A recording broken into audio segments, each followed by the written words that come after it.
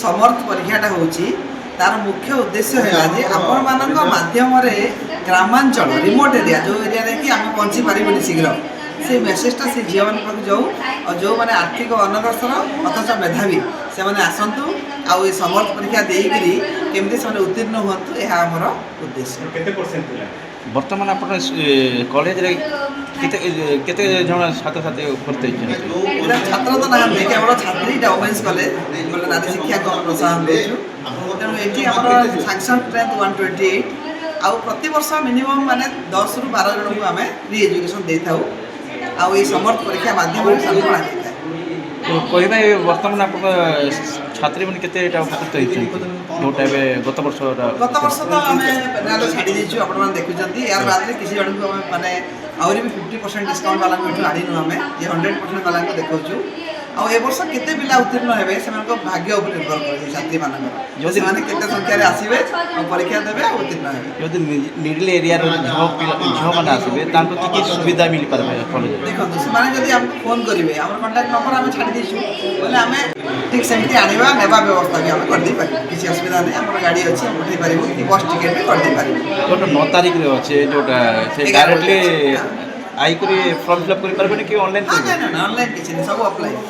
No registration fees किसी entry fees भी नहीं पूरा फ्री ऑफ कॉस्ट पिला आसिक परीक्षा देके आराम से खाई पी के।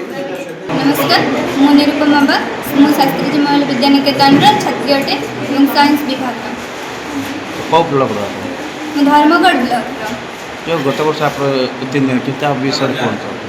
मु गत वर्ष एई महाविद्यालय मु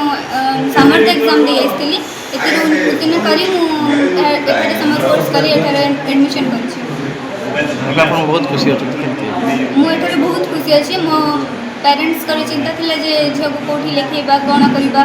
एथिरे सामर्थ पाई कि मु 100% स्कॉलरशिप पाई छी तेनु बापा मां बहुत खुशी अछन जे एठारे मते पढे की एवं पाठ पढा मध्ये एठारे मो बहुत पसंद अछि अरे एठा होची झियो माने को बहुत भलो कॉलेज कारण झियो माने पाके बहुत फ्री आ माने सुरक्षित रहउछन्ती एवं पाठ पढा मध्ये तांगर बहुत भलो चलछि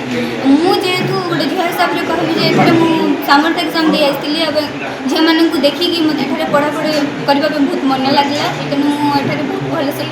आसी पाठ पढ़ा कॉलेज रे खाद्य रोटी कर विभिन्न सामग्री जोटा फ्री ऑफ कॉस्ट कहते सेटा संपूर्ण भाव में दौरान आप समस्त को बहुत सुविधाजनक दिया जाए किसी असुविधा होची आम साइंस को कहले तार प्रतिकार मध्य करा जाउछि। नमस्कार मु ज्योतिर्मय बेहरा शास्त्री जी कॉलेज रो फिजिक्स लेक्चरर मु आज समर 2025 विषय कहवाक चाहूँगी। समर 2025 गोटे चयन परीक्षा मेधावी छात्र मानू